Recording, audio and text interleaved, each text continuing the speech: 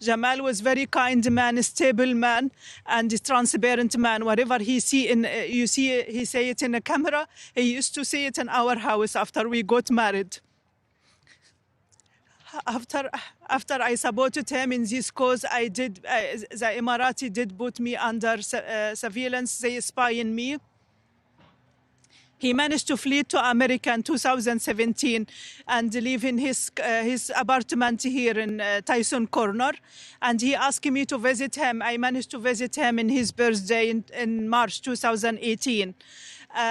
He proposed to get married to me, and he put the ring in my hand for engagement. And he told me, I might be a curse in your life, Hanan. I didn't know it will happen later on, and my life will be thrown upside down. We continue in our relation, going back to Dubai to resume my work. The intelligence of United Arab Emirates was waiting for me, detained me, interrogating me, and questioned me for 17 hours all about Jamal, and assuming he have a network to change the throne in Gulf area, which is not true. We got married here in America, in Alexandria in June 2018. And we decided to build a life and to be away from all of this polarization in Middle East. But I encourage him to continue the way he are, supporting democratic freedom and the good future of the Middle East, especially to Saudi Arabia. They have the resource to develop. And I did not know this will backfire in him and getting a gap between him and the Saudi authority bigger. And last time we met, it was September, a few days before he fly to Turkey. He was supposed to visit Istanbul, Berlin, London, to buy apartment in Turkey, for he can get a citizenship and he can get some kind of medical insurance as well, because his health was going down. Jamal was suffering with a lot of medical condition before he left us.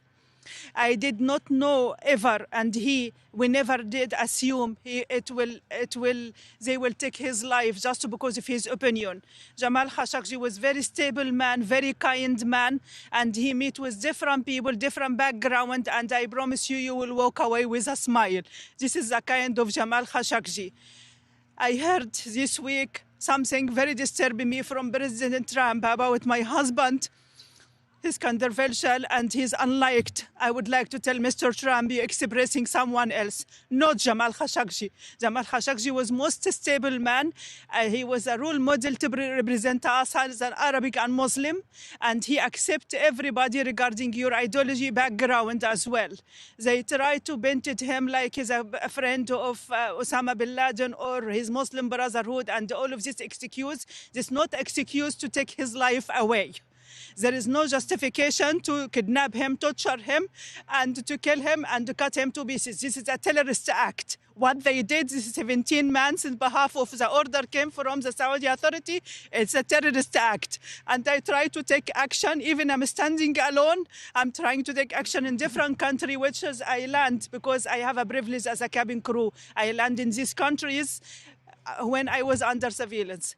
After I fled to America, and we discovered they spy on me since 2017 with different spy material, including the Pegasus and Celebrate as well. We try to take action against this. I'm starting legal action in France and in UK as well. I'm looking for a brave lawyer in Turkey as well to assist me. And thank you for listening. Thank you very much. You're not alone. I want you to know that you're not alone. Thank you. Thank you. And I'm seeking the help of Mr. Congressman Vindman and Mr. Jimmy Ruskin. I insist to get this content of the conversation between President Trump and Crown Prince Mohammed bin Salman to stand where is the truth. I need to know that what is the truth in this conversation. And I would appreciate if you try as much you can to save the democratic and the freedom to press and speech to America. Do not be copy of Middle East dictator country. We look to you here as a role model of modern civilization. Please maintain it. Thank you. Thank you. Thank you so much.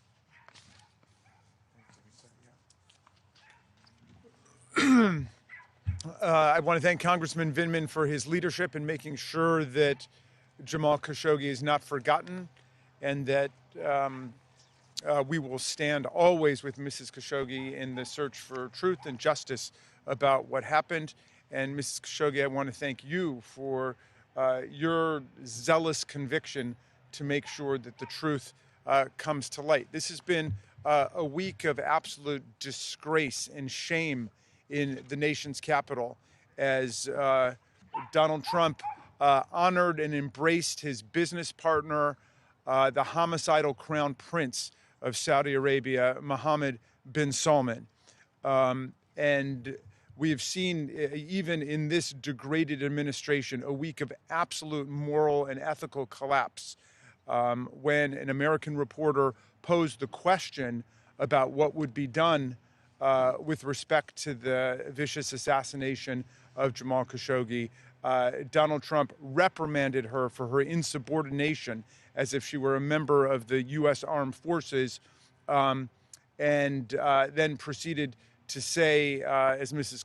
Khashoggi said, that her late husband was controversial. There were people who didn't like him. And then with respect to the assassination, he said shamefully and scandalously, things happen. Things happen. Let that sink in for a second.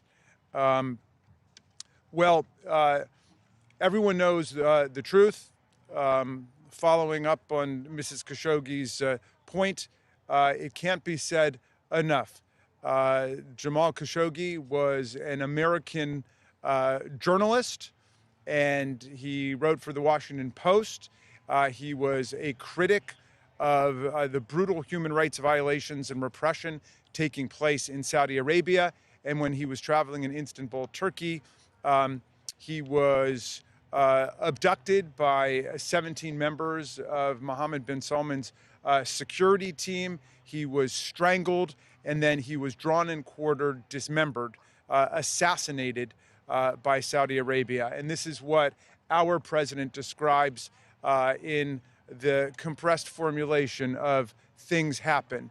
And that pretty much captures his attitude towards the whole thing. In fact, earlier he had said to a traveling member of his administration who was on his way to Saudi Arabia that he should remind Mohammed bin Salman that we saved his posterior, although that wasn't the word used by our profane and vulgar president. So understand what's going on here. Saudi Arabia was the very first place where Donald Trump traveled during his first term in office.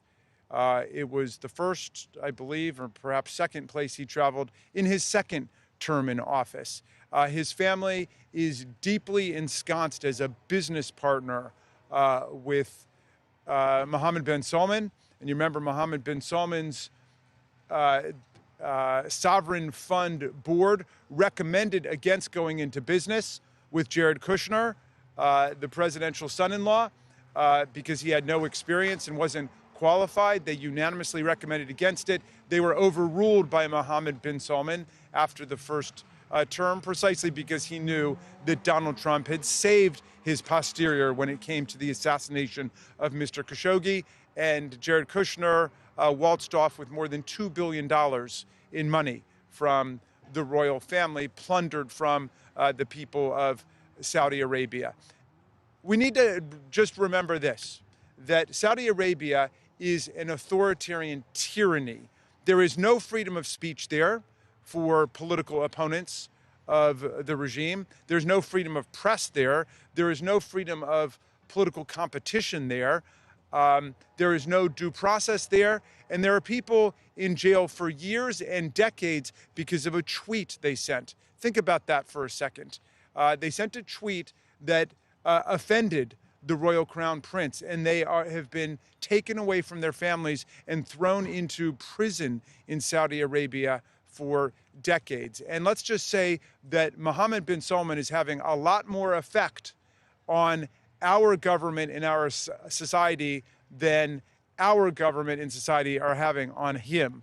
That is, we are being drawn in the direction of authoritarian monarchy and tyranny right now. We just got back from debating an absurd resolution on the horrors of socialism clearly meant to embarrass the new mayor of New York, who's in town, meeting with President Trump. And so while we were discussing the horrors of democratic socialism this very week, the horrors of theocratic authoritarianism were completely ignored and endorsed by Donald Trump and this administration and by our Republican colleagues in Congress. So with that, we can take some questions.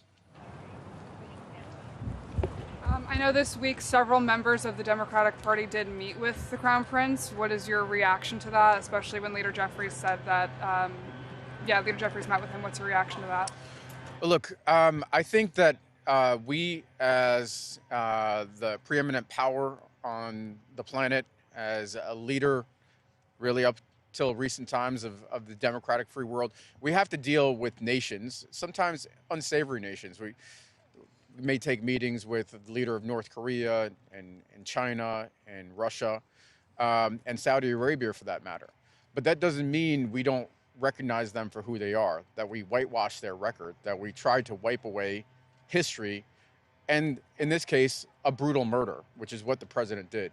And that's what really spurred me to action. As I said, there were two calls that were particularly concerning to me during my time at the White House: the Ukraine call and this call. And I think, given what we've seen in the ensuing years and the president's own comments and the Woodward book, where he said that he saved MBS's ass, and how much profit he and his family have received from Saudi Arabia, I think releasing the call and the truly brutal facts and circumstances that we're very well aware of are critically important for the American people to understand. Also, to provide Ms. Khashoggi some closure, that her husband's life was meaningful. Yeah, absolutely. Yeah, but I'm not exactly sure what transpired in terms of the contents of those meetings, and I'm hoping to get a readout. I certainly hope that any colleagues who met with the Royal Crown Prince or anybody else in his staff used the opportunity to press the case of hundreds of political and religious prisoners rotting in Saudi jails right now. So what's the process for releasing the transcript? I mean, can the Congress do anything in that regard? And I also have an unrelated question. Since, given your background, what do you make of the peace deal proposal or peace plan? Yeah, so to your first question, look, obviously Congress can act. We would need bipartisan support, and I would, right now, unfortunately, my Republican colleagues are lacking in a trait, bravery. But, the president can also release a transcript on his own. And we saw that with the Ukraine call. The president decided to release a transcript, and he felt like he had nothing to hide. And he said he was doing it in the name of transparency. Obviously, there were different thoughts. The president was ultimately impeached for that. But if the president has nothing to hide in this call that I'm referring to, he can release that as well.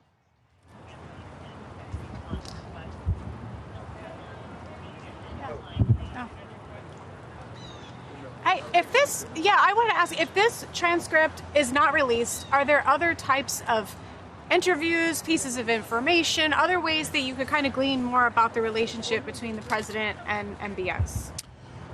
Well, I mean, the short answer is yes. And you could look at the other public information that the president has put out there.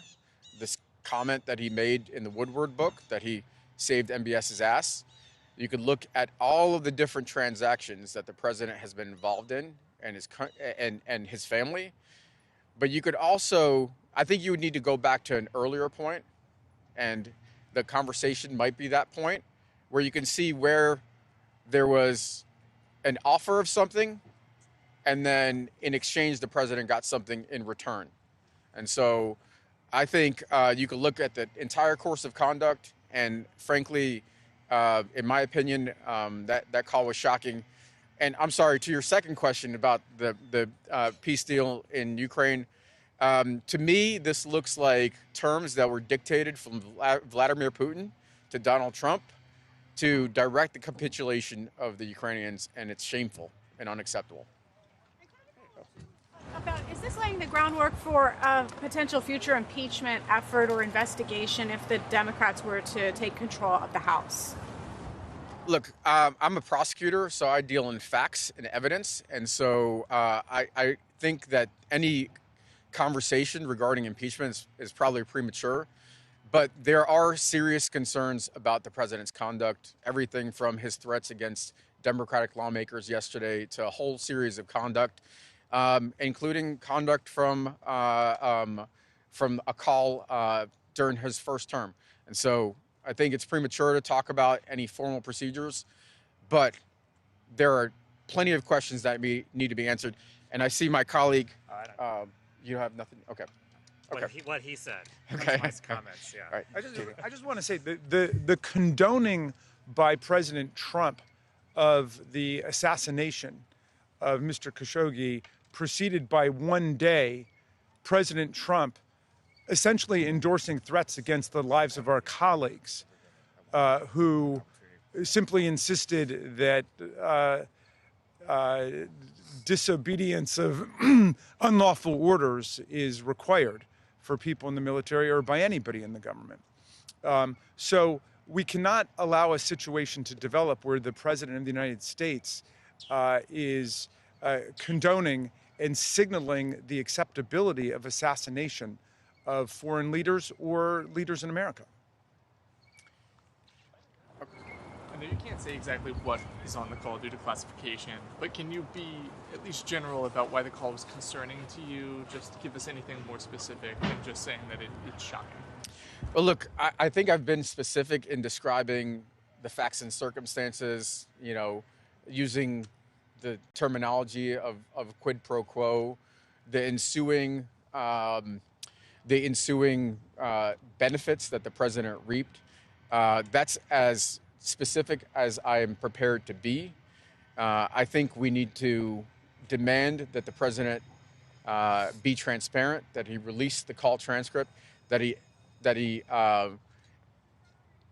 is transparent with the American people, and frankly provide some closure to Ms. Khashoggi. So I think we'll wrap it there, and I just want to say thank you again for being out here, for being brave, and for continue to fight for your husband. Thank you. I really appreciate it. Thank you, Mrs. Khashoggi. Thank you so much for your bravery. It's really good to see you. Anything?